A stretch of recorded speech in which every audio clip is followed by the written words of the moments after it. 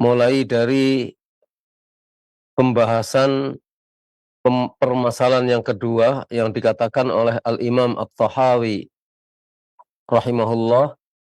Beliau mengatakan, naqulu fi tauhidillah mu'taqidin bi taufiqillah innallaha wahidun la syarikalah. Naqulu, kami berkata, fi tauhidillah, berkaitan dengan tauhidullah, mu'taqidin, dalam keadaan berkeyakinan, bi taufiqillah, dengan memohon taufik kepada Allah. Kami berkata, innallaha wahidun la syarikalah, sesungguhnya Allah esa, tidak ada sekutu baginya.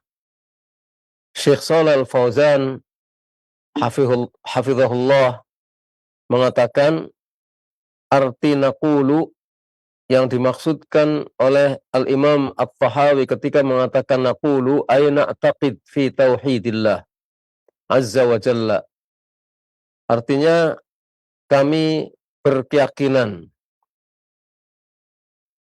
dalam hal tauhid kepada Allah azza wa jalla. Kata beliau hafizahullah, wa tauhid lughatan, kata tauhid menurut bahasa adalah masdar dari wahhada. Idza ja'ala syai'a wahida, yaitu apabila menjadikan sesuatu itu menjadi satu. Wa syar'an, menurut syariat, tauhid adalah ifradullah subhanahu wa ta'ala bil ibadati wa tarku ibadati ma siwah. Tauhid menurut syariat adalah mengesakan Allah dengan hanya beribadah kepadanya dan meninggalkan peribadatan kepada yang selainnya. Wa aqsamuhu thalathatun. Tauhid itu dibagi menjadi 3. Dari mana dalilnya? Kata beliau, bil istiqra' min kitabillahi wa sunnati rasulihi SAW. Dengan penelitian, dengan mentelaah dari kitabullah dan sunnah Rasulullah SAW yang dilakukan oleh para ulama. Mengkaji kitabullah dan sunnah Rasulullah SAW, hasilnya mereka mengatakan bahwa tauhid tidak keluar dari 3 hal. Wa hadza ma taqarrar alaihi madhhabu ahli sunnati wal jamaah.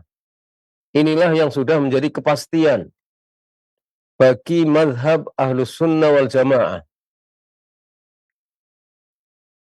Artinya tauhid itu ada 3 macam. Itu sudah merupakan kepastian yang disepakati oleh ahlus sunnah wal jamaah. Faman zada qisman rabi'an aw khamisan fahuwa ziyadatun min indihi. Maka siapa yang menambahkan ada bagian yang keempat atau kelima dari tauhid, maka tambahan itu adalah tambahan yang berasal dari dirinya, dari pemikirannya dia sendiri. Jadi keluar dari kesepakatan yang disepakati oleh para imam ahlus sunnah wal jamaah. Li'annal a'immata qassamu at-tauhida ila aqsamin thalathatin minal kitabi was sunnah. Karena para imam telah membagi tauhid menjadi 3 bagian. Yang itu berasal dari kitabullah dan sunnah Rasulullah SAW. Kesimpulannya, ketika seluruh Al-Quran dikaji, seluruh hadis Nabi SAW dikaji, maka para ulama menyimpulkan tauhid itu terbagi menjadi 3 macam. Kata Syekh Shalih Al-Fauzan hafizahullah, fa kullu ayatil Qur'an wal ahadithi fil aqidati la takhruj an hadhil aqsamit thalatha. Maka semua ayat Al-Quran dan semua hadis yang berbicara tentang akidah itu tidak keluar dari pembagian tauhid menjadi tiga ini. Apa itu? Al-awwalu, yang pertama tauhidur rububiyah. Tauhid rububiyah. Wa huwa tauhidullah ta'ala wa ifraduhu bi af'alihi. Tauhid rububiyah itu artinya adalah mentauhidkan Allah, mengesakan Allah dengan perbuatan-perbuatannya. Artinya meyakini bahwa yang memiliki sifat rububiyah hanyalah Allah saja. Meyakini bahwa perbuatan-perbuatan Allah hanya Allah saja yang melakukannya. Misalnya adalah mencipta. Tidak ada yang mencipta kecuali Allah. Maka pencipta satu-satunya adalah Allah SWT. Tidak boleh meyakini ada selain Allah yang mampu atau memiliki kemampuan untuk mencipta. Kalau ada orang mampu mencipta, maka mencipta yang dimaksudkan itu adalah mengumpulkan bahan-bahan kemudian dari satu benda dialihkan ke benda yang lain. Misalnya menciptakan mobil. Bahan-bahan yang dibuat untuk mobil semuanya disediakan oleh Allah SWT. Maka sesungguhnya pencipta yang sebenarnya adalah Allah SWT. Waris, contoh yang lain adalah memberikan rizki. Tidak ada yang bisa memberikan rizki kecuali Allah SWT. Begitu juga al-ihya wal-imatah, menghidupkan dan mematikan. Wa tadbiril kaun, dan mengatur alam semesta. Semuanya hanya Allah yang punya kewenangan untuk itu. Falaisa hunaka rabbun siwahu subhanahu wa ta'ala rabbul alamin. Maka tidak ada Rabb selain Allah SWT. Dialah Rabbul Alamin. Ini yang dimaksudkan dengan tauhid rububiyah. Misalnya kita jelaskan misalnya dalam surat Al-Fatihah, Alhamdulillahi Rabbil Alamin. Maka ini menunjukkan rububiyah Allah SWT. Jadi kalau kita kaji seluruh Al-Quran, nanti ada bagian tauhid yang isinya adalah berkait dengan masalah rububiyah Allah SWT. Perbuatan-perbuatan Allah SWT seperti mencipta, memberikan rizki, mematikan, menghidupkan, mengatur alam semesta. Nanti ayat-ayat Al-Quran ada yang khusus berbicara tentang rububiyah Allah SWT. Al-Qismu Tsani, pembagian tauhid yang kedua adalah tauhidul uluhiyah atau tauhidul ibadah. Tauhid uluhiyah atau tauhid al-ibadah. Lianna al-uluhiyah ma'naha ibadatullahi azza wa jalla bimahabbatihi wa khawfihi wa rajaihi wa ta'ati amrihi wa tarki ma naha anhu. Karena uluhiyah maknanya adalah beribadah hanya kepada Allah saja dengan rasa cinta kepada Allah. Beribadahnya kepada Allah itu asasnya adalah cinta kepada Allah. Juga takut. Dengan cinta, maka segala apa yang diperintahkan oleh Allah akan dengan segera dilakukannya. Wa khawfi, juga dengan asas takut. Takut jika ibadahnya tidak benar. Takut jika ibadahnya tidak diterima. Takut jika dia bermaksiat akan mendapatkan hukuman dari Allah. Wa rajaihi, yang ketiga dengan asas berharap kepada Allah. Artinya ketika seseorang melakukan ibadah, punya harapan ibadahnya akan diterima oleh Allah Subhanahu wa taala, kesalahannya akan diampuni oleh Allah Subhanahu wa taala. Maka dalam beribadah asasnya harus dengan rasa cinta, dengan khawatir, takut, dan dengan penuh harap kepada Allah Subhanahu wa taala. Dan juga mentaati perintah Allah, meninggalkan apa yang dilarang oleh Allah. Maka tauhidul uluhiyah artinya adalah ifradullah ta'ala bi af'ali al-ibad allati syara'aha lahum. Mengesahkan Allah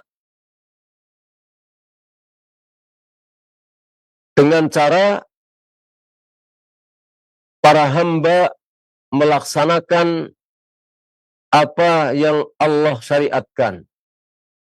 Dengan cara para hamba melakukan tindakan-tindakan, kegiatan-kegiatan peribadatan yang disyariatkan oleh Allah Subhanahu wa ta'ala. Ini yang dimaksudkan dengan tauhid al-uluhiyah. Jadi para hamba melakukan tindakan-tindakan peribadatan yang disyariatkan oleh Allah Subhanahu wa ta'ala. Inilah yang dimaksudkan tauhidul uluhiyah, itu hanya dilakukan hanya untuk Allah Subhanahu wa ta'ala. Ibadah itu hanya ditujukan kepada Allah Subhanahu wa ta'ala dan tidak kepada yang selainnya. Al-qismu tsalits, pembagian yang ketiga adalah tauhidul asma'i was sifat,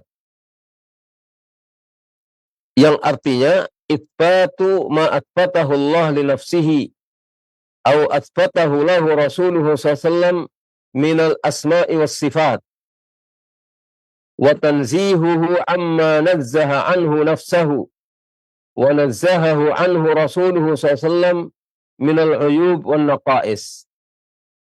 Artinya tauhidul asma' was sifat ialah menetapkan nama-nama dan sifat-sifat Allah yang Allah tetapkan untuk dirinya. Nama-nama dan sifat Allah itu Allah tetapkannya untuk dirinya, atau Rasulullah SAW telah menetapkan nama-nama dan sifat-sifat itu untuk Allah, serta menyatakan bahwa Allah Maha Suci dari aib, dari sifat-sifat cela, dari sifat-sifat kurang, yang Allah telah menyatakan bahwa Dia Maha Suci dari sifat-sifat tercela itu. Dan Rasulullah telah menyatakan bahwa Allah Maha Suci dari sifat-sifat tercela itu. Ini yang dimaksudkan dengan tauhid al-asma was sifat. Jadi kalau kita baca seluruh Al-Quran, isinya tidak keluar dari 3 macam tauhid ini. Ada yang merupakan hak-hak tauhid, ada yang merupakan penyempurna tauhid, ada hal-hal yang berlawanan dengan tauhid yang harus dihindari, seperti kemusyrikan dan lain-lain sebagainya. Fakullul ayat allati tatahaddath an af'alillah fa innaha fi tauhidir rububiyah.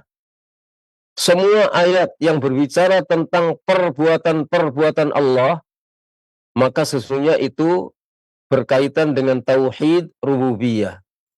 Jadi ada ayat-ayat yang berbicara tentang perbuatan-perbuatan Allah, perbuatan mencipta, memberikan rizki, menghidupkan, mematikan, mentakdirkan, mengatur alam semesta, memiliki, menguasai, itu adalah berkaitan dengan tauhid rububiyah, karena itu berbicara tentang tauhid, tentang rububiyah Allah Subhanahu wa taala.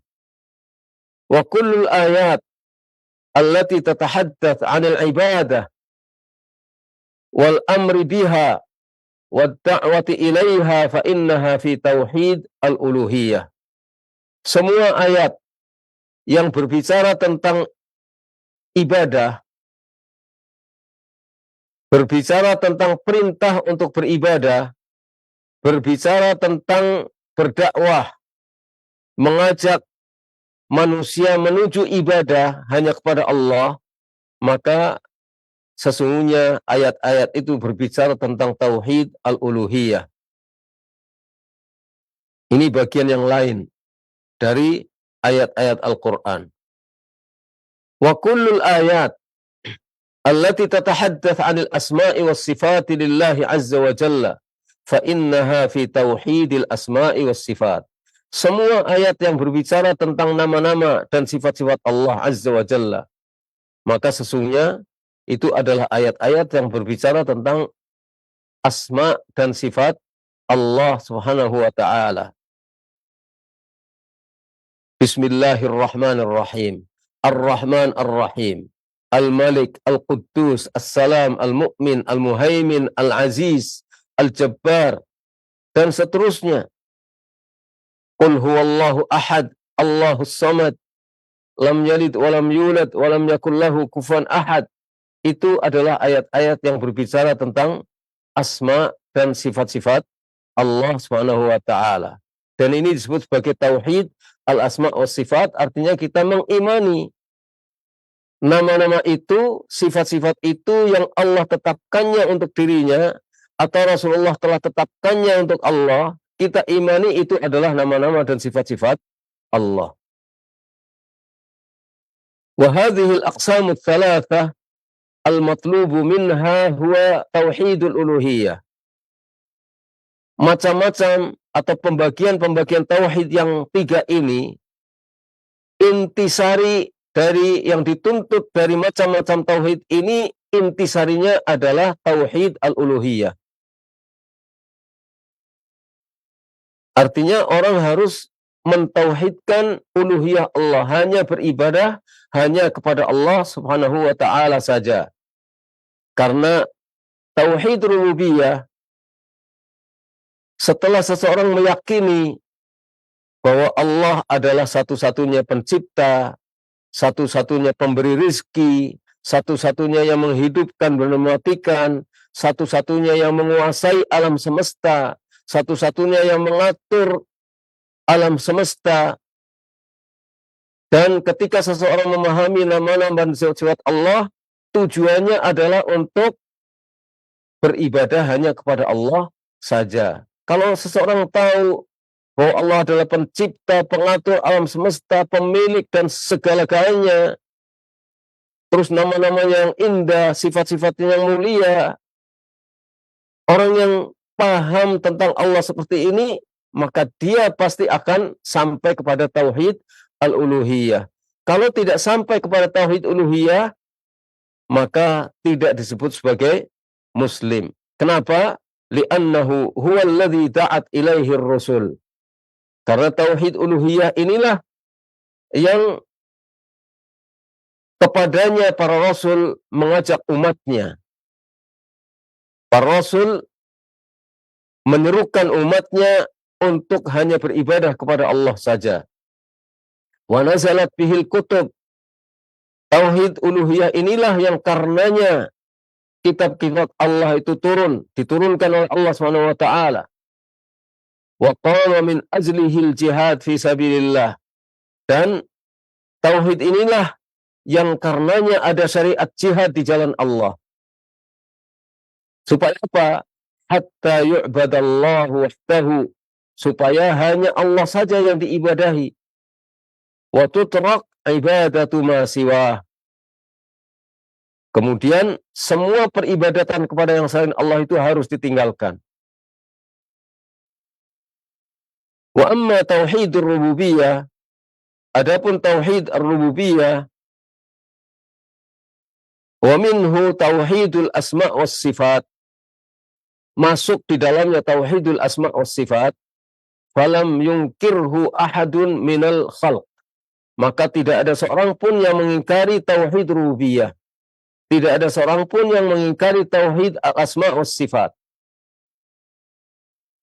Artinya manusia di seluruh dunia Dan bahkan orang-orang jahiliyah yang hidup di masa Nabi SAW, yang mereka disebut sebagai orang-orang jahiliyah, mengakui bahwa Allah itulah satu-satunya pencipta, satu-satunya pemberi rizki, yang menghidupkan, yang mematikan, yang mengurus alam semesta, yang mengatur alam semesta. Tidak ada seorang pun yang mengingkari tauhid rububiyah Allah SWT. Kalau dulu ada orang kafir mengingkari nama Allah itu Ar-Rahman, itu adalah karena inad, karena juhud, karena menentang, bukan karena mereka tidak faham. Wa dzakarallahu subhanahu wa ta'ala dzalika fi ayatin katsirah. Dan Allah telah menyebutkan tentang ini di ayat-ayat yang banyak. Dzakara, Allah menyebutkan, annal kuffar, bahwa orang-orang kafir, muqirrun, mereka mengakui bi annallaha huwal khaliqur raziq, bahwa Allah adalah al-khaliq, pencipta, pemberi rizki, al-muhyi, al-mumit, yang menghidupkan, yang mematikan, al-mudabbir, yang mengatur alam semesta, mengatur langit sehingga terangkat meskipun tanpa tiang yang dapat kita lihat, mengatur bumi yang sekalipun bulat tapi kita bisa melihatnya sebagai hamparan datar yang kita dengan aman bisa berjalan di atasnya, mengatur berbagai planet, ada matahari, ada bulan, ada bintang-bintang tidak saling bertabrakan, ada gerhana, ada oksigen, ada gravitasi, bahkan kejadian-kejadian yang menggoncang manusia berupa bencana alam, berupa tsunami, berupa gempa, itu semuanya yang mengatur adalah Allah subhanahu wa ta'ala. Dan orang-orang kafir yakin tentang itu. Fahum la yukhalifuna fi. Maka mereka tidak menyelisih hal ini. Mereka tidak mengingkari rububiyah Allah subhanahu wa ta'ala, bahwa dia satu-satunya pencipta alam. Kita misalnya bisa menjelaskan tentang bagaimana orang-orang musyrikin percaya bahwa Allah yang mengatur semuanya. Dalam satu ayat, فَإِذَا رَكِبُوا فِي الْفُلْكِ دَعَوُا اللَّهَ مُخْلِصِينَ لَهُ الدِّينَ فَلَمَّا نَجَّاهُمْ إِلَى الْبَرِّ إِذَا هُمْ يُشْرِكُونَ. Manakala mereka berada di tengah lautan, di atas kapal, lalu diterpa oleh gelombang yang sangat tinggi, kapalnya diombang-ambingkan oleh gelombang yang mencekam dan mengerikan,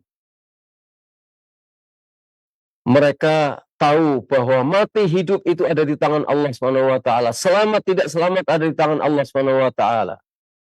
Pada saat itu mereka kembali kepada Allah. Ta'awullaha mukhlishina lahuddin.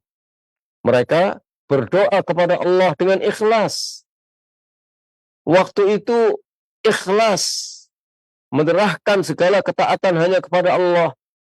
Tapi falamma najjahum ilal barri, ketika Allah menyelamatkan mereka ke daratan kembali, idahum yusyrikun, tiba-tiba mereka menjadi musyrik kembali.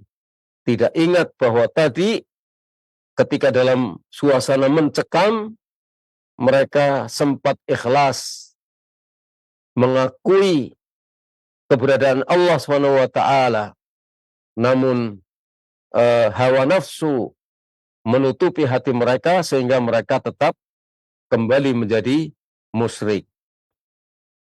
Nah, ini pengakuan tentang rububiyah Allah itu diakui oleh kaum musyrikin.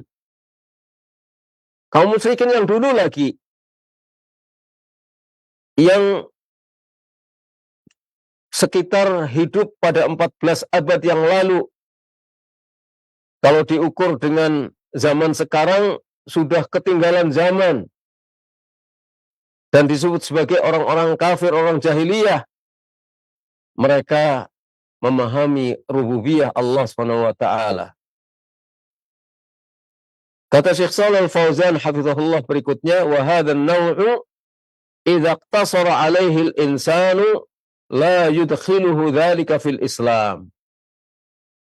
Macam tauhid yang ini, tauhid rububiyah ini, kalau seseorang hanya sebatas itu mengakui rububiyah Allah saja, maka keimanan kepada tauhid rububiyah ini tidak menjadikannya dia masuk ke dalam Islam. Dia sudah bertauhid, mengakui hanya Allah saja yang menciptakan, memberi rizki. Tapi tauhid yang semacam ini tidak berguna kalau tidak beribadah kepada Allah. Jadi tidak cukup untuk menjadikan seseorang masuk ke dalam Islam. Kenapa? Kata Syekh Shalih Al-Fauzan hafizahullah, li'anna Nabi sallallahu alaihi wasallam qala ta'ala an-nas wa hum yuqirruna bi tauhidir rububiyah wastahalla dima'ahum wa amwalahum. Karena Nabi SAW dahulu memerangi orang-orang, sedangkan orang-orang itu mengakui tauhid rububiyah. Mereka beriman dengan tauhid rububiyah, dan Nabi tetap menghalalkan darah mereka dan menghalalkan harta mereka. Walau kana tauhidur rububiyah kafiyan lama qatalahumur Rasul sallallahu alaihi wasallam. Seandainya tauhid rububiyah ini cukup, artinya seandainya beriman dengan rububiyah Allah ini saja cukup, seandainya berikrar bahwa tidak ada pencipta selain Allah, tidak ada pemberi rizki selain Allah itu cukup, tentu dulu Nabi tidak memerangi orang-orang yang sudah mengakui tauhid rububiyah. Bahkan kalau seandainya ikrar bahwa tidak ada pencipta selain Allah, tidak ada pemberi rizki selain Allah, itu cukup, maka hunaka hajah ila bi'tsatir rusul. Tidak dibutuhkan untuk Allah mengutus rasul-rasulnya. Nggak perlu rasul-rasul Allah itu diutus kalau sekedar mengakui tidak ada pencipta selain Allah, tidak ada pemberi rizki selain Allah, itu cukup. Untuk apa diutus para rasul? Karena fitrah manusia sudah mengakui bahwa pencipta itu hanyalah Allah. Tapi persoalannya adalah karena orang-orang itu meskipun sudah mengakui rububiyah Allah, tapi ibadahnya di samping kepada Allah juga kepada berhala-berhala, kepada sesembahan-sesembahan yang selain Allah. Maka untuk itulah para rasul diutus. Untuk itulah kitab-kitab Allah diturunkan.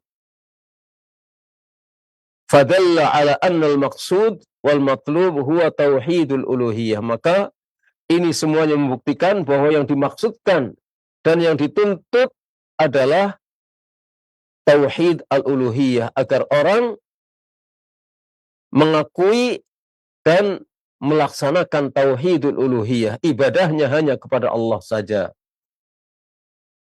Amma tauhidur rububiyah fa innahu dalilun alaih wa ayatun lah. Adapun tauhid rububiyah itu merupakan dalil atas tauhid uluhiyah. Tauhid rububiyah itu merupakan bukti bagi tauhid uluhiyah.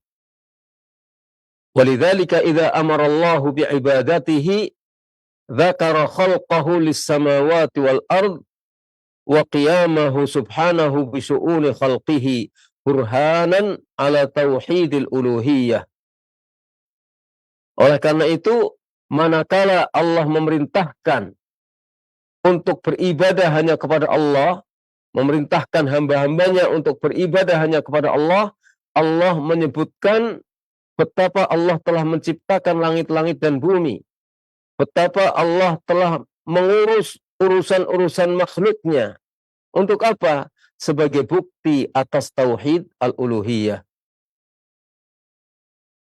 Kenapa Allah menyebutkan bahwa dialah yang menciptakan langit-langit dan bumi, dan dialah yang mengatur alam semesta, mengurusi semua makhluknya pada saat Allah memerintahkan hamba-Nya untuk beribadah, sebagai bukti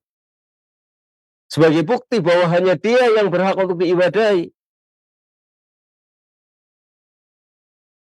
Wa ilzaman lil kuffar wal musyrikin, dan sebagai ilzam, sebagai kata yang mengharuskan seharusnya orang-orang kafir dan orang musyrikin harusnya beribadah kepada Allah saja. Alladzina ya'tarifuna birrububiyyah wa yunkiruna al-uluhiyyah. Orang-orang musyrikin yang sudah mengakui rububiyah Allah, namun mereka mengingkari uluhiyah Allah. Diilzam dengan bukti-bukti bahwa Allah telah menciptakan langit-langit dan bumi, dan Allah perintahkan orang hanya beribadah kepada Allah saja. Ini sebagai ilzam. Harusnya orang-orang kafir, orang-orang musyrikin yang telah mengakui rububiyah Allah itu harusnya hanya beribadah kepada Allah. Tapi walamma qala lahum an-nabiyyu SAW, ketika Nabi SAW bersabda kepada orang-orang kafir itu, qulu la ilaha illallah, qalu aja'alal alihata ilaha wahida, inna hadza la syai'un ujab. Ketika Rasulullah SAW berseru, bersabda kepada mereka, katakanlah oleh kalian la ilaha illallah. Qalu, mereka menjawab, apakah Muhammad menjadikan sesembahan-sesembahan yang banyak hanya menjadi satu sesembahan saja? Mereka merasa aneh, menolak kalimat la ilaha illallah. Punya sesembahan yang banyak, masa harus menyembah hanya kepada satu sesembahan saja? Inna hadza la syai'un ujab. Sesungguhnya ini sungguh-sungguh merupakan perkara yang mengherankan. Ini dalam surat Shad ayat 5. Jadi dulu ada riwayat yang diriwayatkan oleh Imam Ahmad dalam musnadnya, di sini dinukil oleh Syekh Shalal Fauzan hafizahullah, dan juga diriwayatkan oleh Imam Tirmidzi dalam kitab tafsir tentang bab surah Shad, disebutkan nomornya 3232. Dari Ibnu Abbas radhiyallahu anhuma, beliau mengatakan, Ibnu Abbas, maridha Abu Talib. Abu Talib sakit. Faja'athu Quraisyun, maka datanglah orang-orang Quraisy mengunjunginya. Waja'ahu Nabi SAW. Nabi SAW juga datang kepada Abu Talib pada saat sakit. Wa inda Abi Talib majlisu rajulin. Di sana, di samping Abu Talib yang sedang sakit, ada satu ruangan, ada satu space yang cukup untuk duduk satu orang. Faqala Abu Jahal, faqama Abu Jahal kayyamna'uhu. Lalu Abu Jahal berdiri untuk menghalangi Nabi, sehingga Nabi tidak punya ruangan untuk duduk di samping Abu Talib. Maka dalam riwayat yang lain disebutkan Rasulullah SAW berdiri di samping pintu. Wasyakauhu ila Abi Talib. Mereka, orang-orang Quraisy yang mengunjunginya itu, mengadu kepada Abu Talib. Yang diadukan adalah tentang perkataan qalu lahu.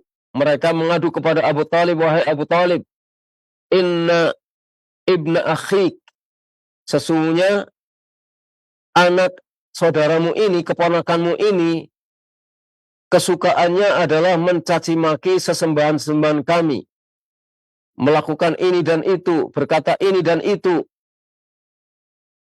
Lalu dalam satu riwayat yang diriwayatkan Ibnu Jarir, Abu Talib berkata kepada Nabi SAW, wahai keponakan,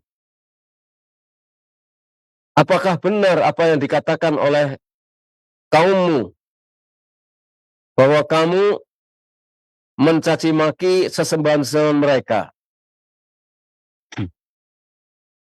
Di sini disebutkan ya ibna akhi ma turidu min qaumik. Wahai anak saudaraku, keponakanku, engkau menginginkan apa dari kaummu? Apa yang kamu inginkan dari kaummu? Qala, Nabi SAW di sini bersabda, inni uridu minhum kalimatan wahidah. Sesungguhnya saya hanya ingin mereka mengucapkan satu kalimat saja.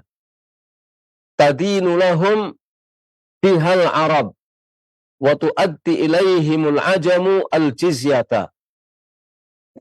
Satu kalimat yang dengan kalimat ini maka orang-orang Arab akan mengikuti mereka, akan taat kepada mereka. Taat kepada orang-orang Quraisy. Dan orang-orang asing akan menunaikan jizyahnya kepada orang-orang Quraisy. Lalu Abu Talib bertanya, kalimah wahidah? Qala kalimah wahidah. Satu kalimat? Kata Nabi, ya benar satu kalimat. Qala ya am yaqulu la ilaha illallah. Wahai pamanku, hendaknya mereka mengucapkan kalimat la ilaha illallah. Faqalu ilaha wahida ma sami'na bihadza fil millatil akhirah in hadza illa ikhtilaq. Hendaknya mereka mengucapkan kalimat la ilaha illallah. Faqalu, maka orang-orang kafir Quraisy mengatakan, hanya satu ilah, hanya satu sembahan, kami sungguh-sungguh belum pernah mendengar ini pada agama yang terakhir. Ini tidak lain adalah hal yang dibikin-bikin oleh Muhammad. Qala fanazala fihimul Qur'an, maka turunlah Al-Qur'an terkait dengan mereka surat Sad ini. Di antaranya adalah aja'alal alihah ilahan wahida. Apakah Muhammad ingin menjadikan sesembahan-sembahan yang banyak ini hanya menjadi satu sesembahan saja? Inna hadza la syai'un ujab. Kata Syekh Saleh hafizahullah bahwa Abu Dawud mengatakan haditsun hasanun sahih. Dan beliau juga mengatakan bahwa hadis ini disahihkan oleh Syekh Ahmad Syakir dalam Musnad Imam Ahmad. Wallahu a'lam bissawab. Tapi intinya itu adalah tauhid yang diingkari oleh orang-orang kafir Quraisy. Sebagian di antara orang-orang kafir Quraisy, sebagian di antara orang-orang Quraisy, di antara orang-orang Quraisy itu beriman kepada Nabi Shallallahu Alaihi Wasallam. Ada yang sejak pertama, ada yang di kemudian hari menyusul, dan demikianlah seterusnya. Wa qala subhanahu wa ta'ala, Allah subhanahu wa ta'ala juga berfirman dalam surat Az-Zumar ayat 45. Wa idza dzukirallahu wahdahu isma'azzat qulubul ladzina la yu'minuna bil akhirah wa idza dzukiral ladzina min dunihi idza hum yastabshirun. Ketika disebutkan Allah saja, ketika disebutkan nama Allah saja, maka kesal sekali hati-hati orang-orang yang tidak beriman kepada akhirat. Namun ketika disebut nama-nama sesembahan yang selain Allah, tiba-tiba mereka sangat bergembira. Itu adalah perangai orang-orang kafir Quraisy, menolak beribadah hanya kepada Allah, padahal sudah mengikrarkan, sudah beriman bahwa Allah adalah satu-satunya pencipta alam semesta dan pengatur alam semesta. Dalam ayat lain Allah berfirman, innahum kanu idza qila lahum la ilaha illallah yastakbirun wa yaquluna a inna latariku alihatina li sya'irin majnun. Surat As-Saffat ayat 35-36. Sesungguhnya orang-orang kafir itu, mereka dulu ketika disampaikan kepada mereka kalimat la ilaha illallah, mereka sombong, tidak mau menerimanya. Wa yaqulun, Dan mereka berkata, apakah kami harus meninggalkan sesembahan-sembahan kami untuk mengikuti seorang penyair yang gila? Jadi ini penolakan orang-orang kafir Quraisy terhadap tauhid al-uluhiyah. Fahum la yuriduna tauhid al-uluhiyah, bal yuriduna an takuna al-alihatu muta'addidatan wa kullun ya'budu ma yurid. Maka mereka tidak menginginkan tauhid uluhiyah. Bahkan mereka menginginkan agar sesembahan-sembahannya itu banyak jumlahnya, dan masing-masing bisa beribadah menurut apa yang dia kehendaki, apa yang mereka masing-masing kehendaki. Lah ini adalah yang terjadi. Kata Syekh Shalih Al-Fauzan hafizahullah selanjutnya, fayajibu ayyu'lama hadza. Maka wajib untuk difahami ini. Tauhid yang menjadi inti adalah tauhidul uluhiyah. Tujuan mengapa Allah menciptakan manusia, mengapa Allah mengutus rasul-rasulnya, mengapa Allah menurunkan kitab-kitabnya, adalah supaya orang beribadah kepada Allah, bukan hanya sekedar mengakui bahwa Allah adalah pencipta satu-satunya, pemberi rizki satu-satunya, pengatur alam satu-satunya, tapi harus sampai kepada ibadah hanya kepada Allah saja. Ini harus difahami. Kenapa? Karena banyak orang yang tidak paham. Kata beliau, fa inna kulla ashabil firaqid dhallati al-hadithati wal qadimah, karena semua pengikut firqah-firqah yang sesat, yang sekarang atau yang dulu, yuwaqqizuna ala tauhidir rububiyah. Fokus mereka adalah tauhid rububiyah. Fa innahu idza aqarra al-'abdu 'indahum bi anna Allah huwal khaliqur raziq, qalu hadza muslim. Apabila ada seseorang menurut mereka yang mengakui bahwa Allah adalah pencipta dan pemberi rezeki, mereka katakan ini muslim. Wa katabu bidzalika aqaidahum.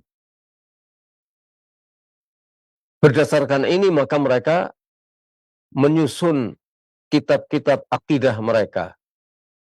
Fa kullu aqaidil mutakallimin la takhruj an tahqiqi tauhidir rububiyah wal adillah alaihi. Semua kitab-kitab orang-orang mutakallimun, semua kitab tentang akidahnya para ahli kalam, itu tidak keluar dari ini, tidak keluar dari bagaimana mewujudkan tauhid rububiyah dan bagaimana dalil-dalil tentang tauhid rububiyah. Yang mereka katakan dalil adalah akal. Jadi bukan nas. Yang disebut dalil oleh orang-orang ahlul kalam tentang tauhid rububiyah adalah akal, bukan nas Al-Quran. Padahal fitrah manusia, tanpa dicari, fitrah manusia sudah paham bahwa Allah adalah pencipta alam semesta. Tapi menurut orang mutakallimin, orang-orang ahlul kalam, sebelum mempermainkan akalnya mencari Tuhan, sampai ketemu dengan akalnya, baru itu disebut sudah sampai kepada tauhid yang sesungguhnya. Walaupun tidak beribadah kepada Allah. Lah itu adalah hakikat tauhid menurut mereka. Ketika seseorang sampai pada memahami tauhid rububiyah berdasarkan dalil akal mereka, berdasarkan logika yang berputar-putar. Kata Syekh Shalih Al-Fauzan hafizahullah, wa hadza la yakfi, dan ini tidak cukup. Bal uluhiyah, bahkan harus mentauhidkan uluhiyah Allah, harus beribadah hanya kepada Allah saja. Karena Allah berfirman, wa laqad ba'atsna fi kulli ummatin rasulan an i'budullaha wajtanibut taghut. Sesungguhnya kami telah mengutus seorang rasul pada tiap-tiap umat untuk menyeru kepada umat masing-masing U'budullaha wajtanibu at-taghut. Ibadailah Allah saja dan jauhilah taghut. Ya'muruna an-nas bi ibadatillah wa hiya tauhidul uluhiyah.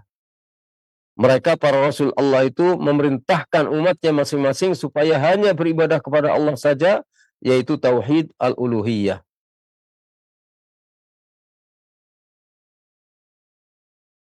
Wa ma arsalna min qablika min rasulin illa nuhi ilaihi annahu la ilaha illa ana fa'budun.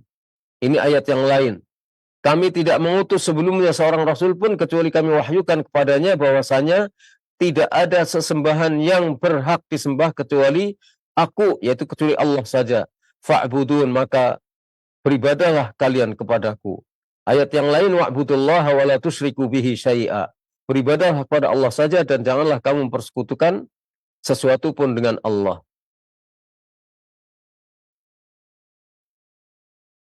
Kullul ayat, semua ayat-ayat ini ta'muru bi tauhidil uluhiyah wa tad'u ilaihi, memerintahkan untuk mentauhidkan tauhid uluhiyah, wa tad'u ilaihi, dan mengajak untuk kembali kepada tauhid ini. Dan semua rasul mengajak umatnya untuk kembali kepada tauhidul uluhiyah, hanya beribadah kepada Allah saja. Amaru bihi umamahum, mereka memerintahkan umatnya untuk menyembah Allah saja, melarang mereka dari kemusyrikan. Dan inilah yang dimaksudkan dengan tauhid. Inilah yang menjadi tujuan, inilah yang menjadi tuntutan daripada tauhid. Wa amma tauhidul asma' was sifat fa ankarahul mubtadi'atu minal jahmiyatil mu'tazilah wal asy'ariyah ala tafawutin bainahum fi dzalik. Adapun tauhidul asma' was sifat, maka orang-orang ahli bid'ah mengingkarinya. Mereka terdiri dari orang Jahmiyah, Mu'tazilah, Al-Asy'ariyah, dan yang sebangsa dengan mereka atau yang sepakat dengan mereka. Ada perbedaan tingkat di antara mereka di dalam mengingkari asma' dan sifat Allah ini. Kemudian yang terakhir, wa qawluhu naqulu, sedangkan perkataan Imam Tahawi, naqulu, kami berkata, ay yaqulu ma'syara ahli sunnati wal jamaah, artinya semua ahlu sunnah wal jamaah berkata, artinya berkeyakinan terkait dengan tauhid Allah dalam keadaan mereka meyakini bi taufiqillah, dengan memohon taufik kepada Allah, innallaha wahidun la syarikalah, sesungguhnya Allah satu, tidak ada sekutu baginya.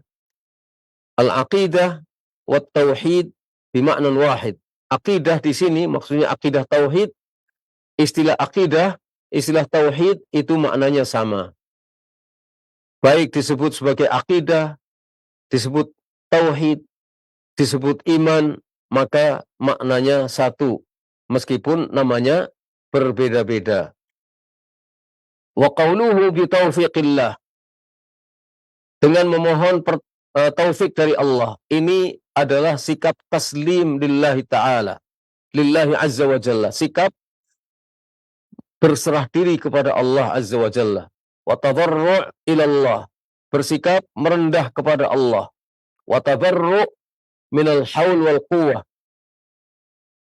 sikap berlepas diri dari daya dan kekuatan. Artinya Imam Tahawi ingin menyatakan bahwa beliau dan kita semuanya tidak punya daya dan tidak punya kekuatan, kecuali hanya ada pada Allah, maka minta taufik kepada Allah Subhanahu wa taala. Fal insanu la yuzakki nafsahu, maka seorang manusia tidak boleh memuji diri sendiri, tapi dia harus mengatakan bi taufiqillah, atas taufik dari Allah, atas kehendak dari Allah, atas kekuatan dari Allah. Maka Imam Tahawi juga berkata demikian, dan inilah adab para ulama rahimahumullah. Mereka tidak merasa mempunyai kekuatan untuk berakidah yang benar kecuali apabila mendapatkan taufik dari Allah. Innallaha wahidun la syarikalah, Ini adalah tauhid. Innallaha wahid, sesungguhnya Allah adalah esa, tidak ada sekutu baginya. Ini adalah kalimat tauhid. Wahidun fi rububiyyatih, esa dalam hal rububiyahnya. Wahidun fi uluhiyatih, esa dalam hal uluhiyahnya. Wahidun fi asma'ihi wa sifatihi, dan esa dalam hal asma wa sifatnya. Jadi ini yang bisa saya sampaikan. Intinya penggalan yang terakhir dari permasalahan yang kedua ini yang disampaikan oleh Imam Tahawi, kita bisa jelaskan bahwa manusia bisa lurus akidahnya karena taufik dari Allah. Walaula fadlullahi alaikum wa rahmatuhu ma zaka minkum min ahadin abadan walakinnallaha yuzakki man yasha wallahu sami'un alim. Kalaulah bukan karena karunia dari Allah yang Allah berikan kepadamu, dan bukan karena rahmat Allah yang Allah berikan kepadamu, tidak ada seorang pun di antara kamu yang suci selama-lamanya. Tidak ada seorang pun di antara kalian yang bersih jiwanya selama-lamanya. Akan tetapi Allah lah yang membersihkan jiwa orang-orang yang Allah kehendaki.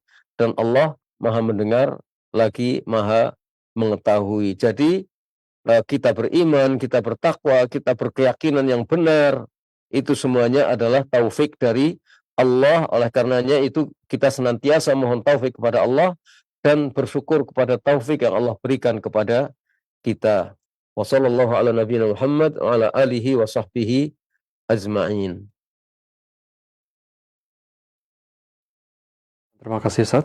Jazakumullahu khairan wa barakallahu fikum atas pembahasan dan juga sesi materi di kesempatan malam hari ini dari pembahasan Syarah Aqidah Tahawiyah.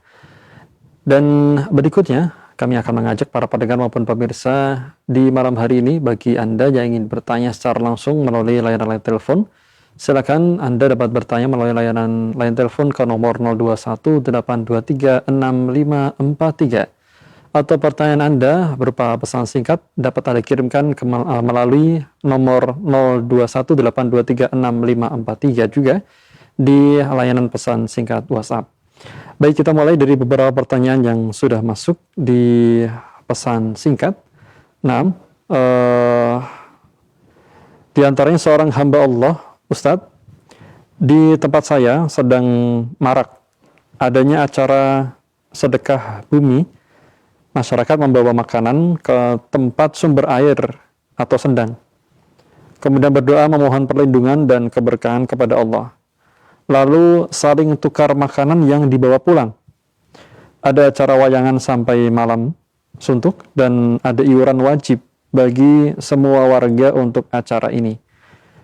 Nah, pertanyaannya Ustadz, jika kami di masyarakat yang masih minoritas dan tidak mampu menolak untuk tidak membayar karena khawatir gangguan dari warga yang lain, apakah kami berdosa dan apa yang harus kami lakukan Ustadz? Mohon nasihatnya. Jazakumullahu khairan. Demikian. Alhamdulillah wassalatu wassalamu ala Rasulillah wa ala alihi wa sahbihi ajma'in. Ketika dalam keadaan memaksa dan tidak ada jalan lain kecuali harus membayar, misalnya ditarik untuk iuran sedekah bumi, ketika tidak ada jalan lain kecuali harus membayar, maka mungkin bisa dilakukan dengan cara menyampaikan kepada si penarik, ya saya ikut membayar tapi bukan untuk itu, untuk yang lain. Jadi saya untuk membayar misalnya untuk untuk kegiatan desa, untuk kegiatan kampung, untuk apa saja. Tapi menurut saya rasanya masih ada peluang untuk tidak memberikan. Misalnya kita ganti dengan kegiatan-kegiatan lain yang bermanfaat, yang menjadikan kita itu tidak disebut sebagai orang yang eksklusif, tidak disebut sebagai orang yang nggak mau bergaul dengan masyarakat. Ya kita misalnya ikuti secara aktif kegiatan-kegiatan kebersamaan di desa yang terkait dengan masalah bersih-bersih desa, kerja bakti dan lain sebagainya, atau untuk membangun jalan, membangun rumah orang, atau apa saja yang mungkin bisa kita lakukan, kita aktif di situ. Pada saat kita berbenturan dengan hal-hal yang prinsip yang menurut kita tidak boleh, kita bisa mengemukakan alasan-alasan yang logis, insya Allah seperti itu. Wallahu a'lam bishawab. Insya Allah akan ada jalan keluar. Kalau kita tidak memulai, tidak berani-berani, ya kita akan ikut terus. Lama-lama ketika kita dimintai untuk iuran sekali, 2 kali, lama-lama kita diundang. Dan lama-lama kita nggak enak kalau nggak datang. Tapi kalau sejak awal kita jelaskan, kalau untuk ini saya tidak bisa, tapi kalau untuk yang lain saya akan bisa, insya Allah saya usahakan bisa. Di samping itu diganti dengan kegiatan-kegiatan lain, amal-amal kerja bakti yang lain, yang menjadikan kita itu tidak disingkiri oleh masyarakat. Dan itu jalannya banyak, insya Allah. Wallahu a'lam bishawab. Baik Ustaz, terima kasih atas jawaban yang telah disampaikan. Semoga dapat difahami bagi penanya dan juga bermanfaat pula bagi para pendengar maupun pemirsa yang lainnya. Di pertanyaan pesan singkat yang lainnya kita akan bacakan. Bismillah. Ustadz, izin bertanya mengapa kaum Quraisy begitu keras menolak dakwah tauhid Nabi Shallallahu Alaihi Wasallam, padahal mereka mengakui Allah sebagai pencipta. Demikian Ustaz.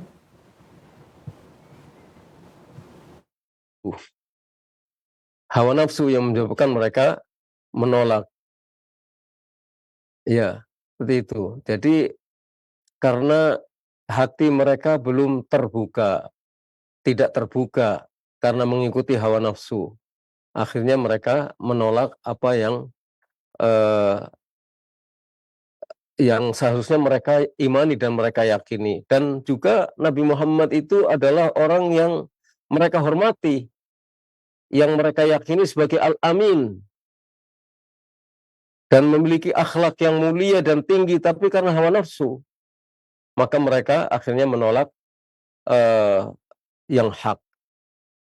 Nah, jadi hawa nafsu itu sangat berbahaya. Ya, hawa nafsu itu sangat berbahaya. Jangan kita memelihara hawa nafsu yang seperti ini. Dan itu disebut kibr.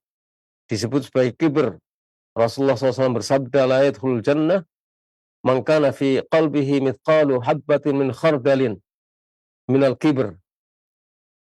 Tidak akan masuk surga seseorang yang dalam hatinya ada secuil kesombongan.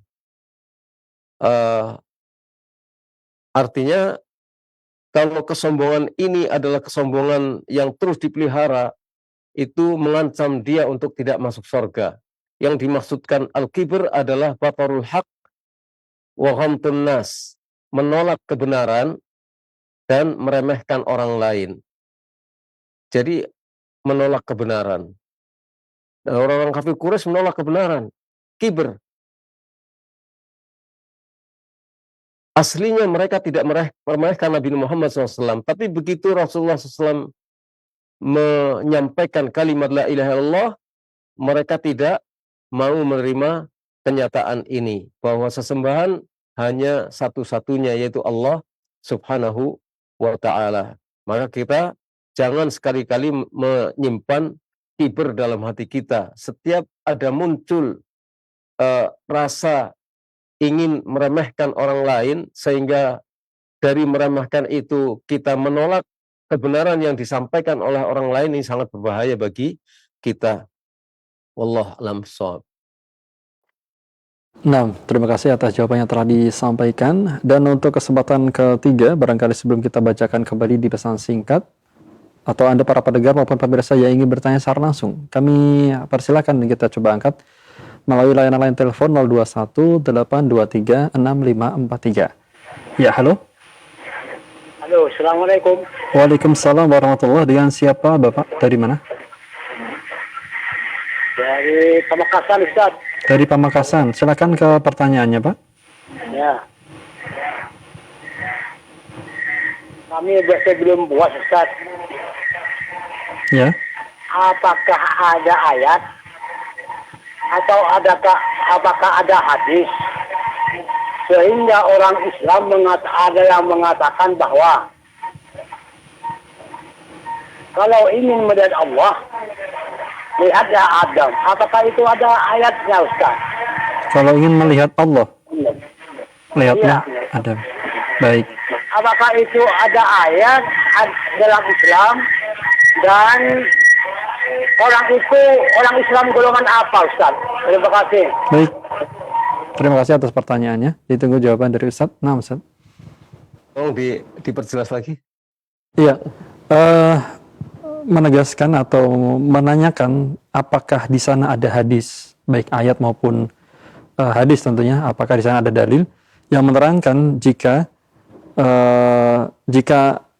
ingin melihat Allah, jika ingin melihat Allah, maka lihatlah kepada Adam. Demikian konteksnya, Ustaz. Silakan. Maka melihat kepada Adam. Ya. Kalau ingin melihat Allah, maka lihatlah Adam itu. Begitu, betul ya? Iya, Ustaz. Demikian yang kami dapat terima, Ustaz. Nah, melihat Adam saja nggak bisa kita. Melihat Adam saja, orang pertama yang akhirnya menurunkan kita semuanya, kita nggak bisa. Bagaimana kita bisa melihat Allah Subhanahu wa Ta'ala? Dulu Nabi Musa pernah minta kepada Allah, ya, untuk bisa melihat Allah Subhanahu wa Ta'ala. Tapi kata Allah, lan tarani, walakin unzur ilal jabali, walakin unzur ilal jabali, fa in istaqarra makanahu, fasawfa tarani. Kamu tidak akan melihatku, tidak akan bisa melihatku, maksudnya di dunia ini. Coba lihatlah kepada gunung itu. Apabila gunung itu tetap tidak berubah, maka engkau akan melihatku. Falamma tajalla rabbuhu lil jabali ja'alahu dakka wa kharra Musa sa'iqa. Ketika Allah menampakkan diri kepada gunung, menjadikan gunung itu runtuh, hancur, berserakan. Pada saat itu Musa pingsan. Jadi tidak mungkin akan bisa melihat Allah Subhanahu wa Ta'ala di dunia ini. Tapi orang-orang mukmin nanti di akhirat akan melihat Allah Subhanahu wa Ta'ala. Apalagi di sorga akan melihat Allah Subhanahu wa Ta'ala. Di dunia nggak mungkin akan bisa melihat Allah.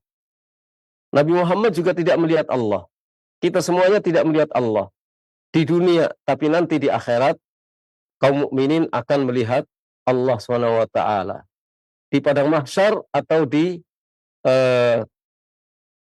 sorga. Maka kaum mukminin akan bisa melihat Allah Subhanahu wa Ta'ala, dan itu adalah nikmat yang sangat besar pada saat kaum muslimin atau kaum mukminin melihat Allah Subhanahu wa Ta'ala. Wallahu a'lam bishawab. Baik Ustaz, terima kasih atas jawaban serta nasihatnya. Semoga tepat dengan apa yang disampaikan atau ditanyakan oleh hamba Allah di Pamekasan tadi. Dan silakan bagi Anda para pendengar maupun pemirsa yang ingin bertanya, baik melalui layanan line telepon atau pesan singkat di nomor 0218236543. Di layanan pesan singkat WhatsApp yang lainnya, berikut ada pertanyaan, mohon maaf Ustaz, apa pelajaran yang bisa kita ambil dari kisah Abu Thalib dalam konteks pentingnya mengucapkan syahadat meskipun memiliki amal yang baik? Silakan.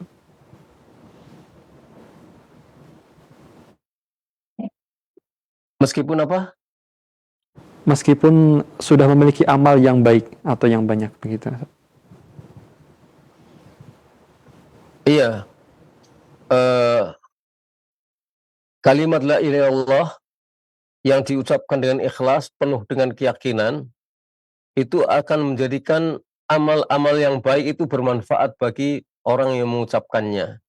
Tapi sebaik apapun amal yang diucapkan, yang dilakukannya, andai kata seseorang tidak mau mengucapkan kalimat la ilaha illallah, artinya amal itu tidak ditujukan kepada Allah Subhanahu wa taala, maka amal itu menjadi amal yang tidak baik di sisi Allah, meskipun baik di hadapan manusia, karena dia menentang Allah Subhanahu wa taala dan tidak mau mengimani Allah. Kalimat la ilaha illallah itu artinya adalah bahwa kita berikrar sesungguhnya tidak ada yang berhak untuk diibadahi kecuali Allah saja. Artinya kita hanya akan menyerahkan ibadah kita dengan segala macamnya hanya kepada Allah saja dan tidak memberikan secuil pun masalah ibadah kepada yang selain Allah. Jadi man qala la ilaha illallah man kana fi akhir kalamihi la ilaha illallah dakhala jannah. Siapa yang pada akhir kalimatnya adalah kalimat la ilaha illallah, itu akan masuk surga. Pengaruhnya sangat besar dan manfaatnya sangat besar hanya dengan satu kalimat la ilaha illallah. Mungkin itu yang dimaksudkan dengan pertanyaan. Nah, Ustaz, terima kasih atas jawabannya telah disampaikan. Berikutnya datang pertanyaan dari Sumatera Selatan, Muhammad Amin. Assalamualaikum Ustaz, ingin bertanya, siapa di antara ulama salaf yang berinisiatif membagi tauhid menjadi 3, sehingga dengan pembagian tersebut dapat membantah ahli bid'ah seperti ahli kalam dan yang lainnya. Syukran Ustaz.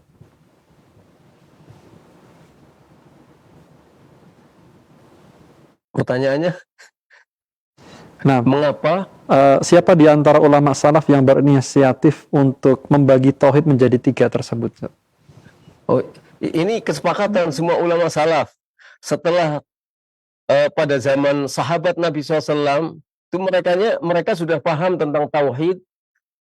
Nah, ketika firqah-firqah itu muncul, maka para ulama salaf itu melakukan penelitian tentang masalah tauhid dan membaginya untuk mempermudah umat Islam di kemudian hari, murid-murid mereka pada saat mereka hidup ataupun di kemudian hari, sehingga tauhid itu terbagi menjadi 3, dan itu sebenarnya sudah merupakan kesepakatan, bukan siapa yang berinisiatif. Artinya para ulama ketika melihat firqah-firqah itu muncul, misalnya kayak Al-Qadariyah atau misalnya Mu'tazilah pada itu muncul, kemudian firqah-firqah yang lain yang tidak mengimani asma wa sifat muncul, maka para ulama melakukan penelitian tentang tauhid ini, dan di antara pembagian tauhid itu ada yang disebut sebagai tauhid asma wa sifat. Begitu juga tentang tauhid uluhiyah. Begitu orang-orang muncul di kemudian hari, orang mengaku Islam tapi ternyata melakukan penyimpangan-penyimpangan dalam hal uluhiyah, maka para ulama menjelaskan tentang tauhid al-uluhiyah sampai sekarang.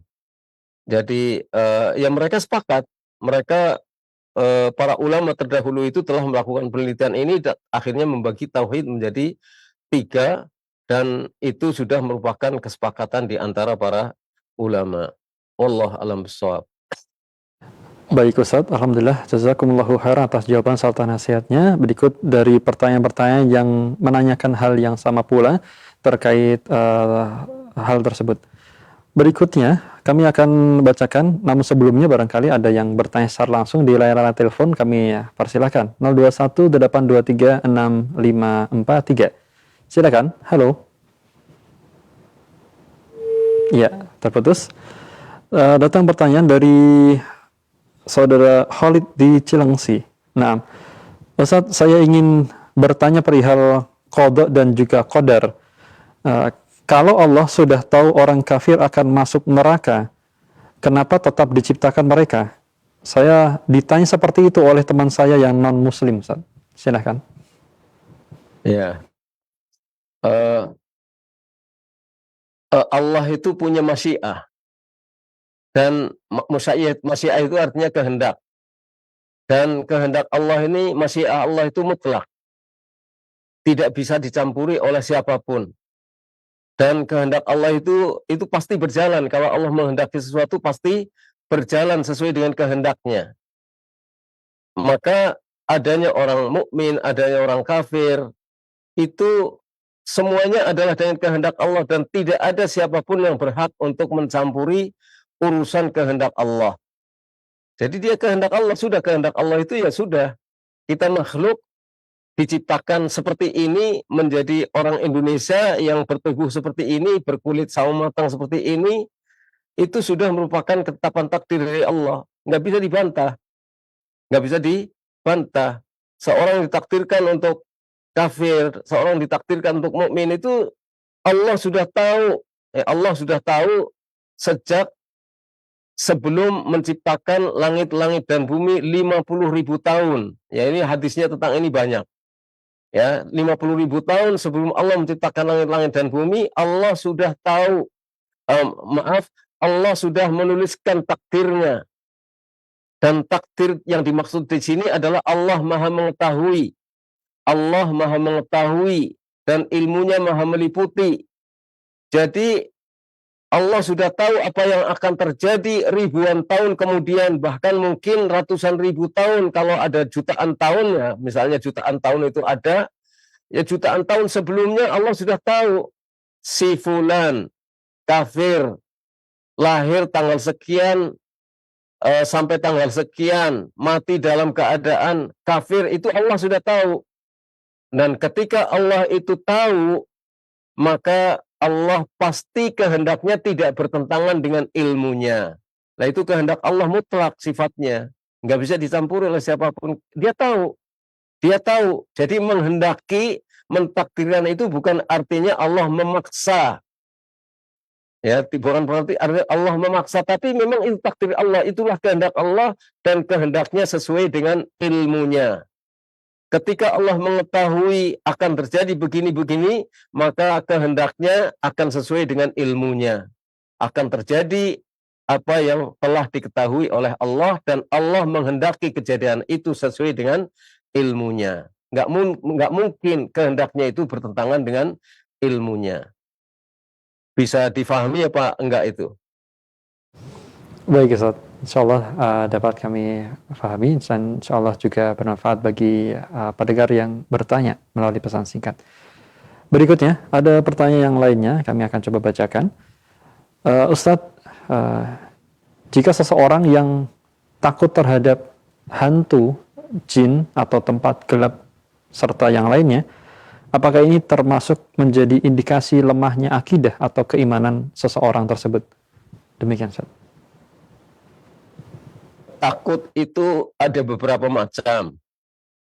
Takut yang tabi'i, takut yang dimiliki oleh setiap orang, itu namanya takut tabi'i. Setiap orang punya rasa takut. Takut macan, takut mungkin lewat di samping kuburan. Itu secara tabi'i manusia punya rasa takut itu. Karena dengar cerita-cerita tentang hantu atau yang sebangsanya, ada rasa takut merinding, rasa takut seperti itu. Selama itu masih dalam batas kewajaran takut yang dimiliki oleh setiap manusia, maka takut itu adalah takut yang wajar. Tapi ada takut yang haram. Takut haram itu, rasa takutnya itu menjadikan dia tidak melakukan apa yang diperintahkan oleh Allah, atau menjadikan dia melakukan perbuatan yang terlarang, maka ini haram, takut yang semacam itu. Dan ada takut yang syirik, yaitu menjadikan orang melakukan tindakan yang sesungguhnya itu hanya boleh dipersembahkan kepada Allah. Misalnya karena takut hantu, kata orang supaya tidak muncul hantunya harus disebarkan kembang di situ, bunga dengan warna tertentu atau bunga tertentu di malam tertentu, terus dilakukan itu, ini namanya takut syirik, ini takut yang syirik, dan itu tidak boleh, ya, itu tidak boleh. Nah, kalau orang mempunyai rasa takut yang wajar sebagai manusia, bahwa hantu itu tidak menakutkan, akhirnya semakin kuat, maka itu ya akan mendukung dia untuk meningkatkan kualitas imannya, insya Allah. Allah alam shawab. Iya, baik. Terima kasih atas jawaban serta nasihat yang telah disampaikan, Ustaz. Barakallahu fikum. Berikutnya, di layanan pesan singkat WhatsApp yang lainnya, seorang bertanya, Ustaz, bagaimana cara kita membedakan seorang yang mengakui Allah sebagai pencipta atau rububiyah, tapi belum tentu mentauhidkannya dalam ibadah uluhiyah? Nah, silakan, Ustaz. Ya, bedanya kalau dia hanya mengakui tauhid rububiyah saja, dan tidak mengakui tauhid uluhiyah, ya dia tidak beribadah. Dia tidak beribadah kepada Allah. Ya, atau mungkin dia melakukan penyimpangan-penyimpangan. Misalnya ternyata dalam kehidupan sehari-harinya meskipun dia mengucapkan la ilaha illallah, tapi tidak faham arti la ilaha illallah. Ternyata dia banyak melakukan kemusyrikan-kemusyrikan. Umpamanya ngalap berkah di kuburan, atau cari alternatif lepas dari kemiskinan, mencari orang pintar di gunung-gunung tertentu untuk menjadikannya dia mudah kaya, dagangannya laris. Nah, ini namanya tidak paham terhadap tauhid uluhiyah yang seperti itu. Kalau paham tauhid uluhiyah, dia tidak akan melakukan perbuatan syirik, tidak akan mempersembahkan ibadahnya meskipun hanya secuil kepada yang selain Allah, entah itu dalam bentuk melakukan penyembahan sesajian kepada laut atau kepada gunung, atau melakukan tindakan-tindakan yang lain, menanam kepala kerbau di sudut tanah yang akan dibikin bangunan pabrik misalnya, atau menyembelih ayam, kemudian nanti dagingnya dibagi-bagikan, karena itu adalah saran dukun, dan warna ayamnya harus berwarna kayak gini tertentu misalnya, itu menunjukkan dia tidak paham akan tauhid uluhiyah. Kesana kemari misalnya mencari ngalap berkah di kuburan-kuburan, itu menunjukkan tidak paham terhadap tauhid uluhiyah. Dan itulah pentingnya mengapa kita fokus untuk mengaji tentang tauhid, supaya ketika kita paham, kita juga bisa menularkan pemahaman yang kita pahami kepada orang lain, tetangga kita yang mungkin masih belum paham tentang tauhid uluhiyah. Itu adalah tanda-tanda dan ciri-ciri orang-orang yang tidak paham terhadap tauhid uluhiyah. Nah, terima kasih atas jawabannya telah disampaikan. Barangkali di beberapa menit terakhir pada penghujung acara tanya jawab di kesempatan kajian kali ini, kita akan coba angkat kembali di layar telepon. Silakan bagi Anda yang ingin terhubung 0218236543. Silakan. Halo. Nah, terputus kembali. Di sini ada yang bertanya, Ustadz, dari pertanyaan pesan singkat WhatsApp. Ustadz, ada beberapa Ustadz yang membolehkan seorang perempuan pergi keluar kota lebih dari 1 hari tanpa mahram. Tapi ada juga yang tidak membolehkannya. Mohon nasihatnya, Ustadz, yang mana yang benar? Demikian pertanyaannya, Ustadz. Ya, Rasulullah SAW bersabda, la tusafirul mar'atu illa ma'adhi mahram. Jadi wanita tidak boleh bersafar kecuali dengan mahram. Yaitu sabda Rasulullah SAW itu sebagai pemutus, ya, bahwa wanita tidak boleh safar tanpa mahram.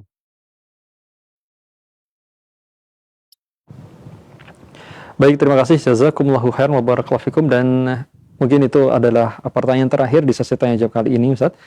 Barangkali disampaikan sebagai ikhtitam menutup perjumpaan kita dalam kajian malam hari ini. Silakan, Ustaz.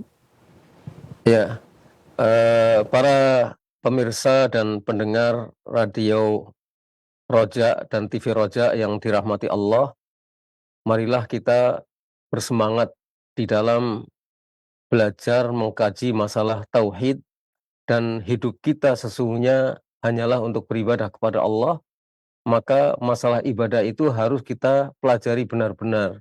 Kita harus fokus terhadap masalah tauhid apapun yang kita hadapi, fitnah seperti apapun yang kita hadapi, kita jangan sampai lengah, kemudian kita lepas dari tauhid. Makanya kita berusaha bersungguh-sungguh, bersemangat untuk memahami masalah tauhid supaya kita selamat dunia dan akhirat kita.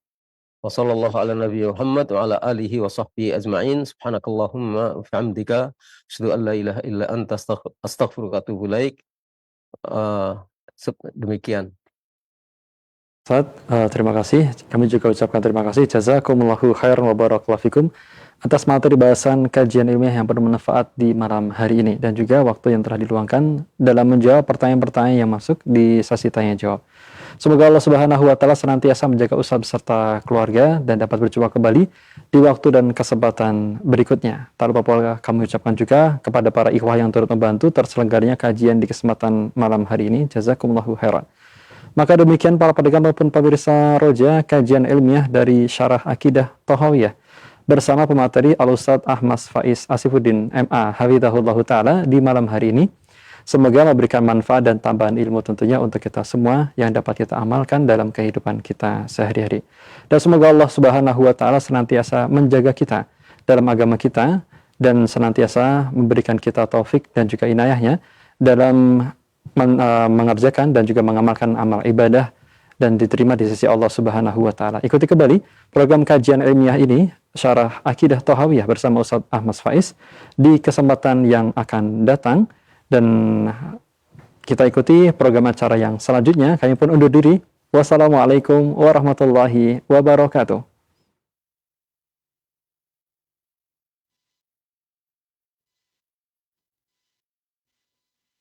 Simak Radio Roja Bogor 100.1 FM, Radio Roja Majalengka 93